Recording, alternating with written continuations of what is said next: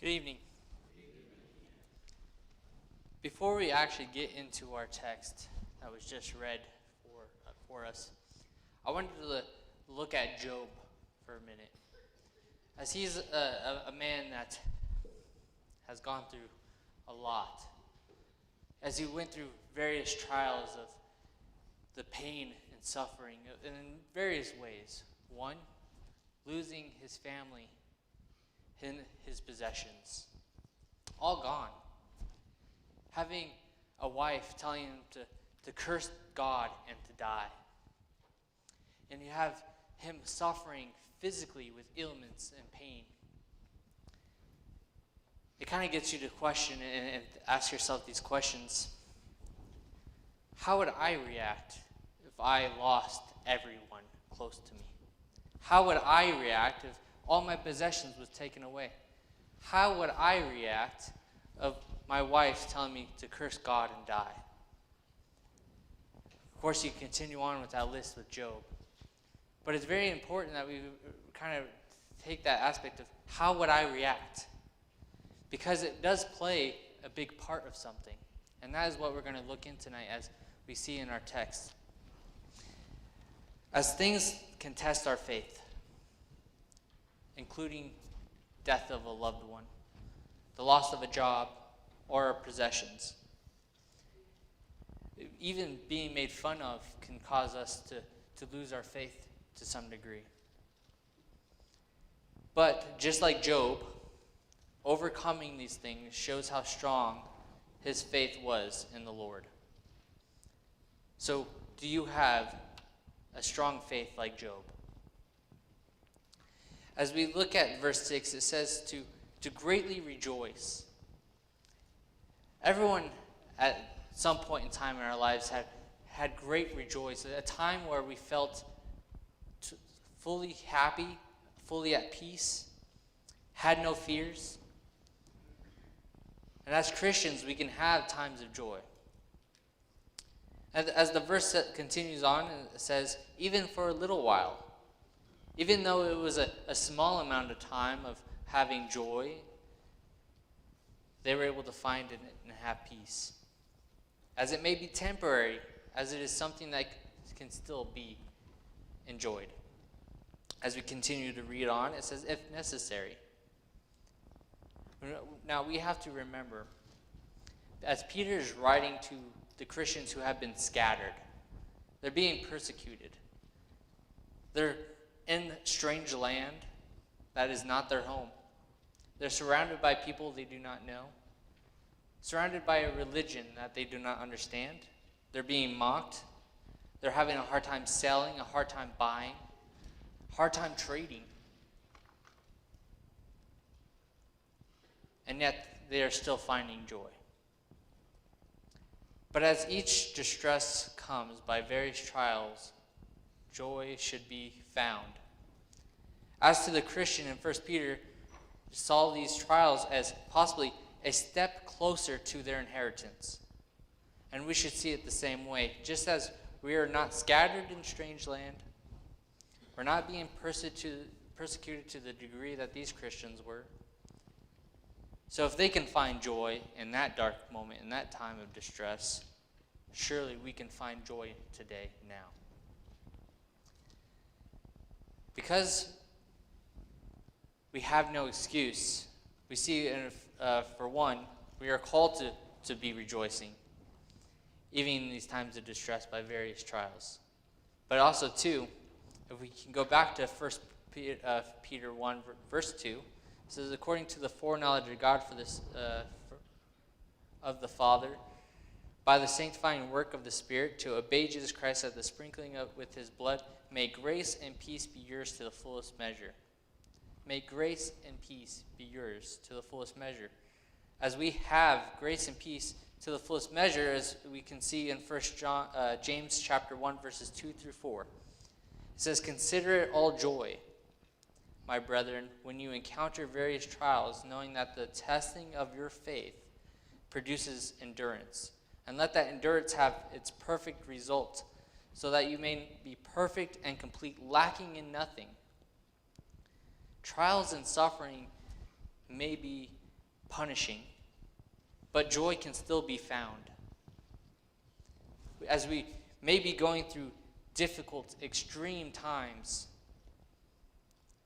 it can be overcome, and you can still find joy in it. Now, as that may sound strange, how do you find joy after a loss of a loved one? How can you find joy after a loss of a job? How can you find joy in these times?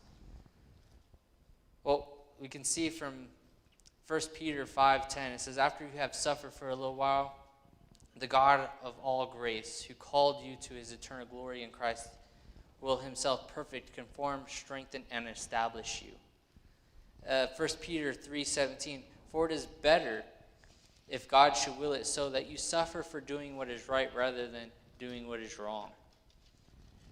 As we may have different situations take place, different circumstances going on, when we are struggling and having those difficult moments, we know that it's only to benefit us, to purify us, to strengthen us as we get through it. And that is something to be joyed, to find joy. And that we suffer for doing what is right. We have nothing to fear when we suffer for doing what is right.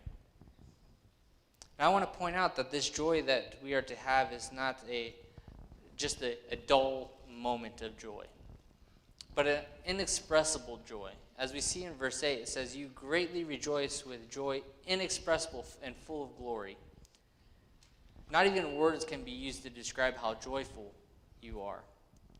Finding joy in times when others in the world would be in a deep sorrow, this may be strange, and it'd be hard for them and those who are in the world to understand how can he be joyful and happy in this time that, of course, when someone else goes through it, they're in pain, they're in agony, or they're in full with rage or anger because they lost their job. But yet they're reacting with politeness. They're acting with peace. How that can kind of click with someone who is not a part of the church to understand there's something different going on.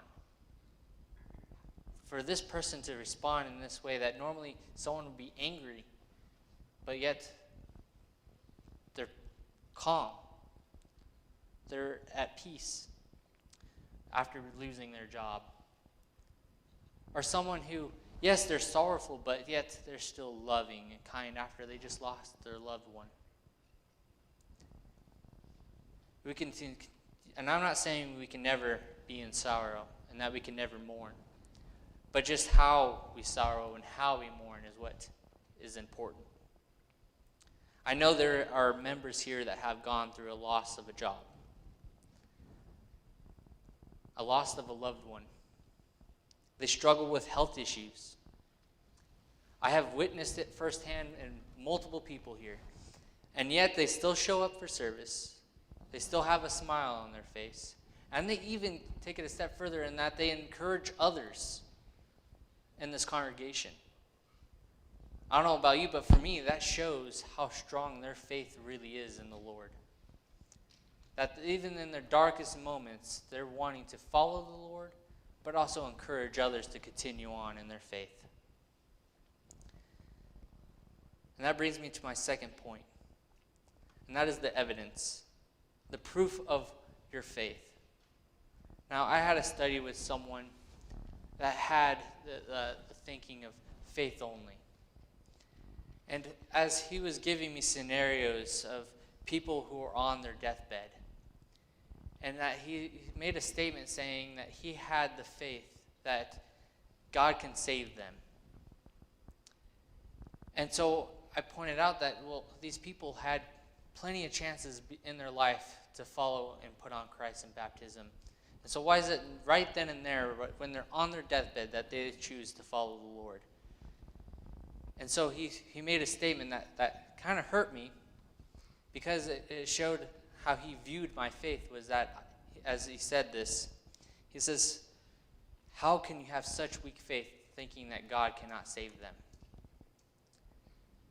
Again, it hurt because it showed me that he was looking at my faith as something as weak, of not believing that God can save these people. Our faith, as we see in verse 7, is precious, as it is compared to gold, being more precious than gold which is perishable, even though tested by fire. No matter how valuable gold is, our faith is so much more valuable.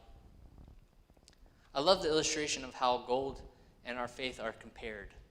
As when gold is put through the fire as being to degrees of 1,949 degrees Fahrenheit, all the impurities of that gold rise to the top. And then you scrape those impurities off, and then when the gold cools down and hardens, it is in its purest form. And it can go through this process multiple times. And every time it goes through it, the more and more pure the gold gets. And what's also interesting is that as many times as you do this, you realize your gold shrinks. But it's pure. It's actually more valuable than it was when it was bigger. Our faith is compared in that same way. As we go through various trials, sufferings, and we overcome those things, those temptations, we are scraping that impurity that was once within us off. We become stronger in our faith. We can endure more. And we may be tried even more because of it. But again, the more and more we go through it, the more and more pure our faith is. As it may seem small to the person I was studying with, it could be very mighty and strong and more valuable. As we see the rest of verse 7, it says, may be found to result in praise and glory and honor at the revelation of Jesus Christ. And that brings me back to that statement that really hurt me, was that even though it hurt that he did not see my faith, we do not need to prove our faith to anyone. We only need to prove our faith to ourselves and to God. As our faith will result in praise and glory and honor, and note when this will happen, at the revelation of Jesus Christ. At the end. So hold on to a strong faith to the end. And as we may go through more and more fires, our faith comes out, as 1 Corinthians chapter 1 verse 7 puts it,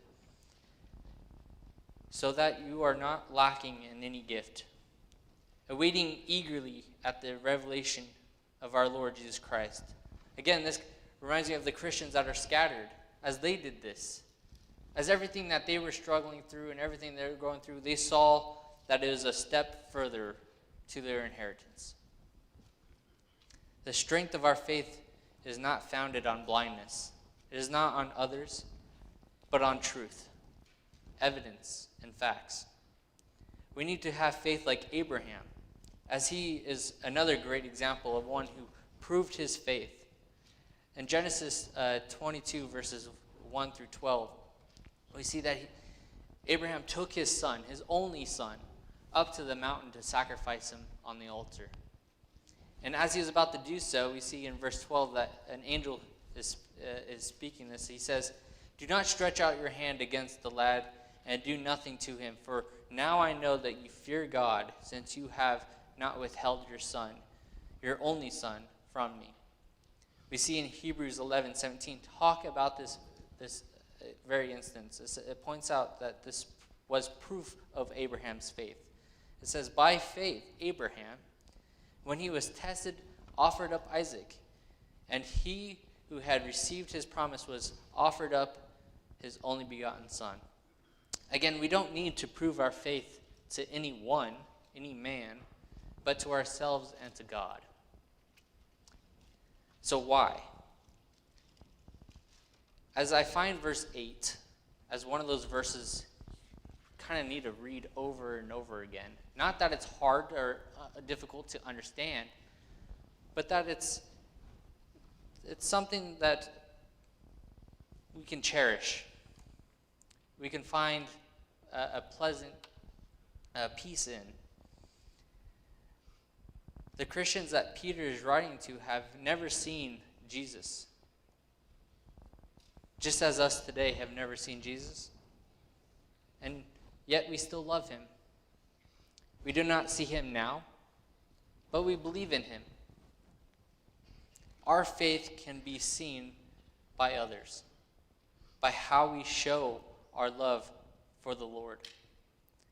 This verse also kind of reminds me of 1 John 4:20. As that said, if someone says, I love God and hates his brother, he is a liar.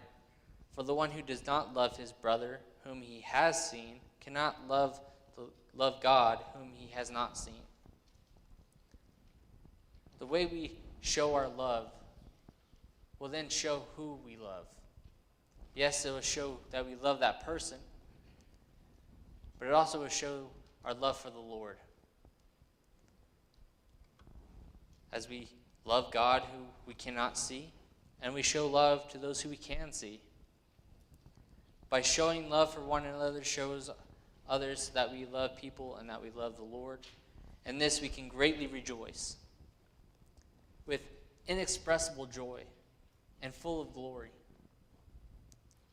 We are all blessed in so many ways. There are even some things we should be thankful for, but we just forgot because we're surrounded by it all the time.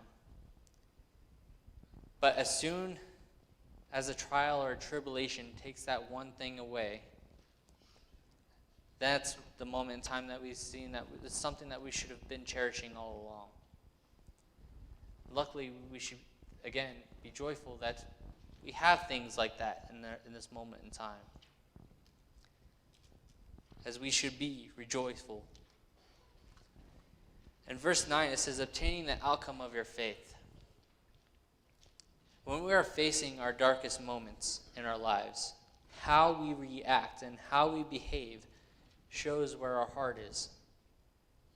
When we react with joy in times of distress and react with love in times of being mistreated, all shows that our heart and our faith are leaning on the Lord.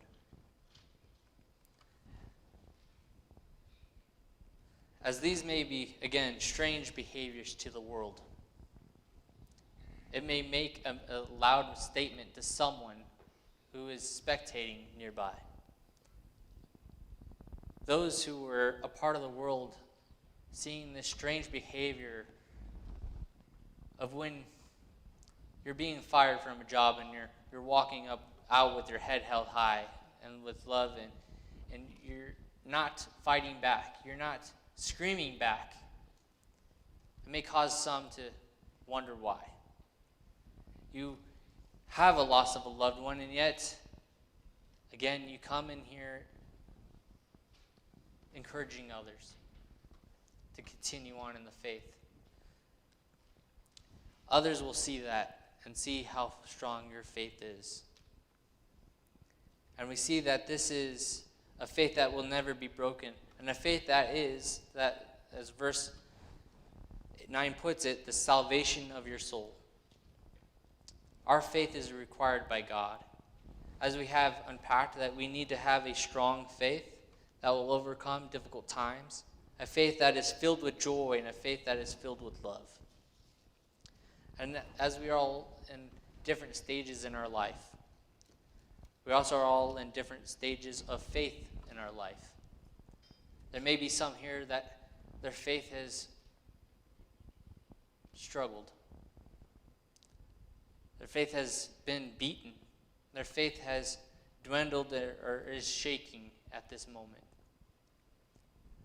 But I want to encourage you and let you know you can find joy. As we're not in strange lands, we are surrounded by brothers and sisters.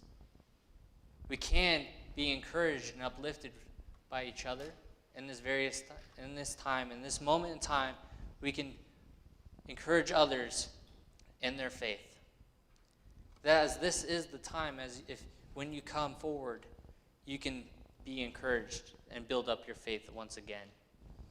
And if those who have not yet put on Christ in baptism, and you want to build that faith, again, now is the time to do so. Please come forward as we stand and sing.